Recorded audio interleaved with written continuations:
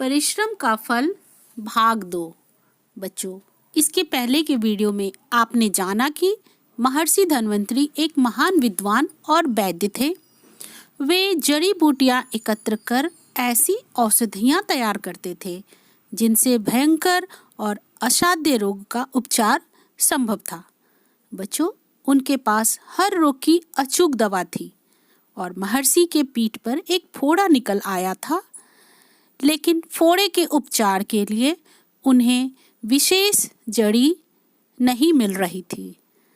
वे जंगल उस विशेष जड़ी की खोज में भटकते रहे, लेकिन उन्हें वह जड़ी नहीं मिली।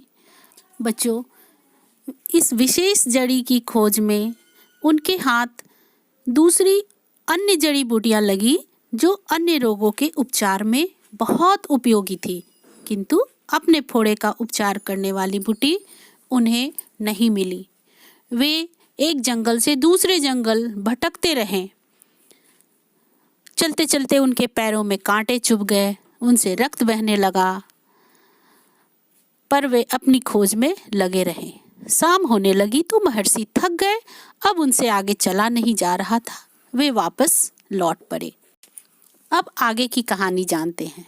बच्चों, कुटिया तक पहुंचते पहुंचते महर्षि थक कर चूर हो गए थे, अतः पास ही पड़ी एक शिला पर बैठकर विश्राम करने लगे। तभी उनकी नज़र एक चमकती बूटी पर पड़ी जिसकी खोज में वे इतने दिनों से भटक रहे थे।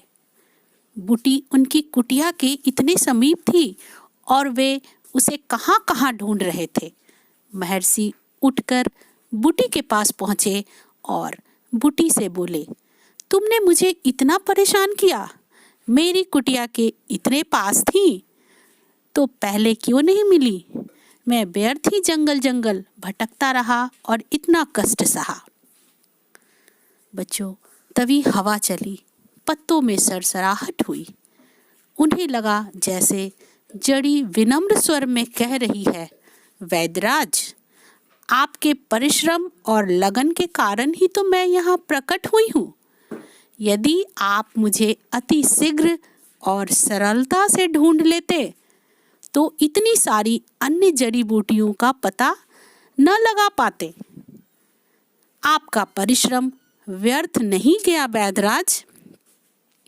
उन जड़ी बूटियों से तैयार औषधियां द्वारा आप कितने ही असाध्य रोगों का उपचार कर सकेंगे, दूसरों का दुख दूर कर सकेंगे।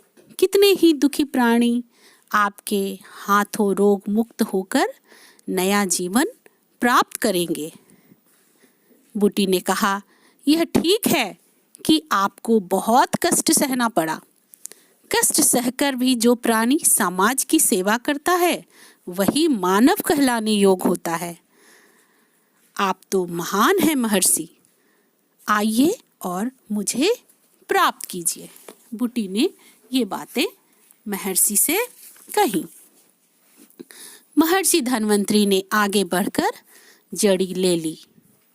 महर्षि धन्वंतरी जड़ी लेकर अपनी कुटिया की ओर जाते हुए सोच रहे थे कि जड़ी ठीक कहती है कि परिश्रम कभी व्यर्थ नहीं जाता, परिश्रम का फल मिलता ही है। बच्चों, मुख पर हर्ष और संतोष का भाव लिए महर्षि अपनी कुटिया में प्रवेश किए और औषधि तैयार करने में जुट गए। तो बच्चों, ये कहानी थी परिश्रम का फल। बच्चों, यह कहानी हमें परोपकार, परिश्रम, हर्ष एवं संतुष्ट रहने की सीख देती है। बच्चों, यह कहानी हमें बताती है कि परिश्रम कभी व्यर्थ नहीं जाता, परिश्रम का फल मिलता ही है। बच्चों, आप भी कहानी की इस सीख को गांठ बांध लेंगे। धन्यवाद।